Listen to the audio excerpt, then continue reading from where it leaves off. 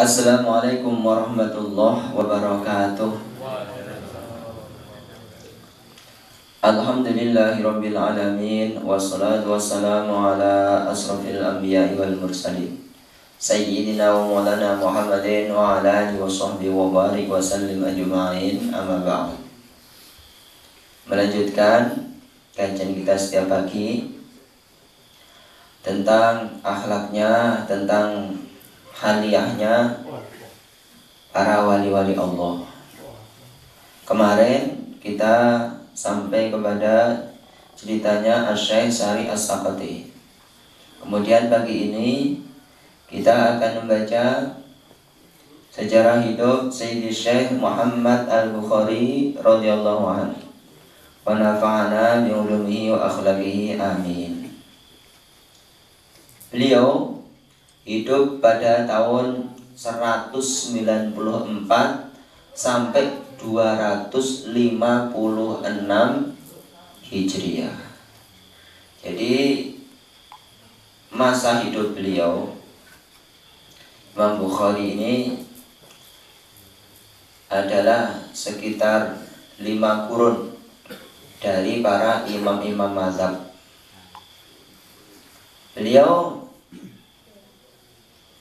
Beliau ini mengumpulkan hadis yang terkenal dibukukan dengan nama Kitab Sahih Bukhari.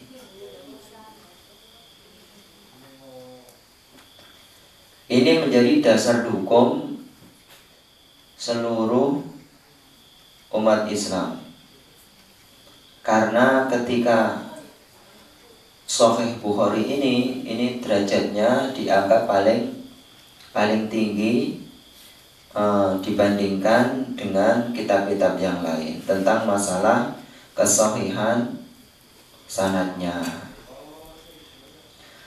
Imam Bukhari ini sebenarnya mengumpulkan hadis ini bukan untuk membuat mazhab fikih, perlu dipahami. Jadi kalau ada orang bertanya, kenapa dalam kitab-kitabnya Imam Syafi'i, dalam kitab-kitabnya Imam Hanafi, dalam kitab-kitabnya Imam Malik itu tidak disebutkan dasar hadisnya ini hadis riwayat siapa, kemudian hadis riwayat Bukhari, Muslim atau siapa. Itu karena pada masa-masa Imam Madzhab itu memang beliau-beliau ini, Imam Bukhari ini belum lahir.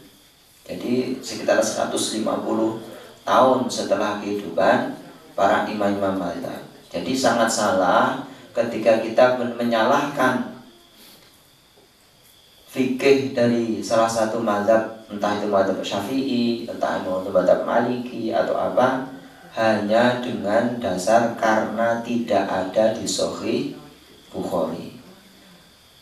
Niatan Imam Bukhari untuk mengumpulkan hadis adalah untuk menjaga biar tidak semakin hilang hadis-hadis itu. Karena Imam Abu Hanifah itu pernah berkata, saya hafal 100.000 hadis sahih. 100.000 hadis sahih. Sedangkan yang dapat dikumpulkan oleh Imam Bukhari itu dalam kitab sahihnya hanya 8.200 berapa? Berarti yang 92 lebih, 92.000 itu tidak sampai tercatat. Makanya ketika kita sudah menerima pelajaran fikih yang sudah jadi, itu kita tidak usah mempertanyakan lagi. Maksudnya seperti itu. Disebutkan beliau ini hafal Al-Quran sejak kecil. Rata-rata ya, ulama-ulama besar zaman dahulu ya hafal Quran kecil, masih kecil sudah hafal Al-Quran. Dan ini Dari Musa kayak aku. Amin. Muka-muka santri-santri ya Musa ya kabeh semuanya ini nanti jadi benar-benar ahli Quran, hafal Quran benar-benar. Jadi kalau semakin banyak yang hafal Quran di sebuah desa akan semakin bersinar. Kemudian setelah itu dia giat belajar, mengumpulkan banyak hadis.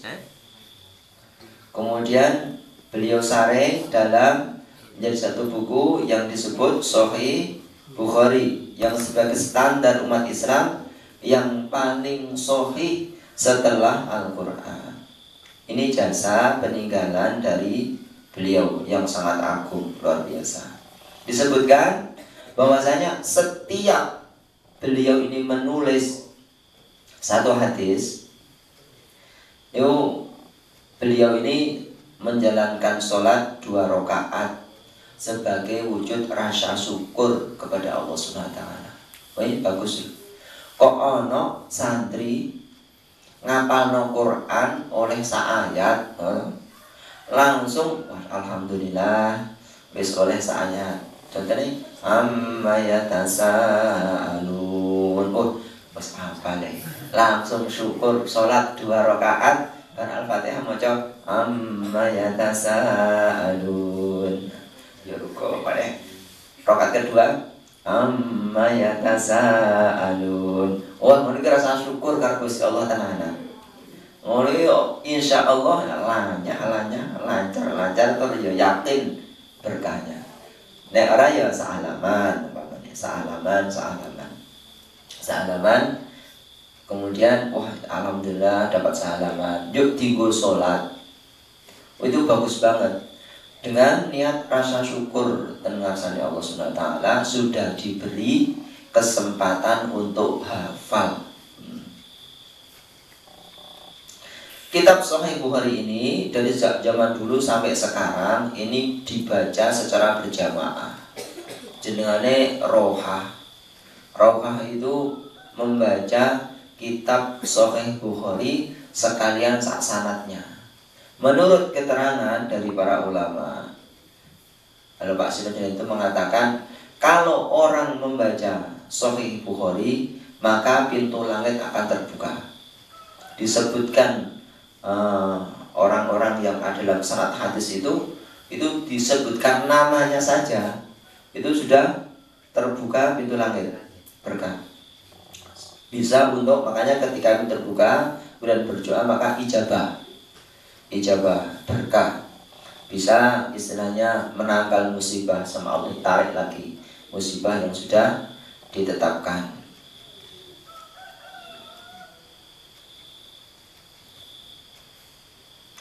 Ini tersebut dalam kitab yang telah ditulis oleh beliau Imam Asy'arani. Imam Asy'arani ini yang sering kita baca kitabnya juga seperti yang kecil itu kitab Wasiatul Mustafa Minahul Saniyah ya. Kemudian ada kitab-kitab besar ya Latiful Minan ya. Iya kayaknya.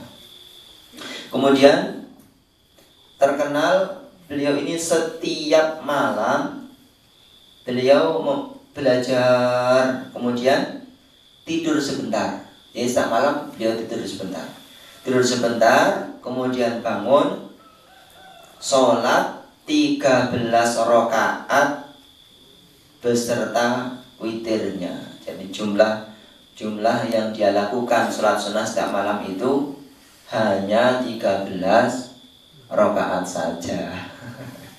Kalau kita berapa ya? Ya lumayan, yang penting tangi. Ini 13 rakaat beserta witirnya. Kemudian kalau bulan Ramadan disebutkan beliau ini membaca setiap malamnya sepertiga Al-Quran, berarti 10 juz. 10 juz setiap malamnya. Kemudian setelah itu berdoa, khataman Al-Quran, berdoa. Beliau mengatakan bahwa setiap satu hataman aku berdoa, kata beliau Imam Bukhari. Dan setiap yang saya panjatkan doanya itu dikabulkan semuanya oleh Allah Subhanahu wa taala. Mantap. Karena yang baca Al-Quran bareng, Al-Quran sahataman, yang baru sholat, yuk terus dungo ya ijabah, mustajabah, luar biasa. Terus beliau bersabda, orang itu sama memuji diriku ataupun menjelek-jelekan diriku, bagiku adalah sama saja, tidak terpengaruh. Maksudnya ono wong arep ngelak-elak yus jarno wae, muji-muji juga tidak, kemudian dia itu merasa bangga sama sekali tidak.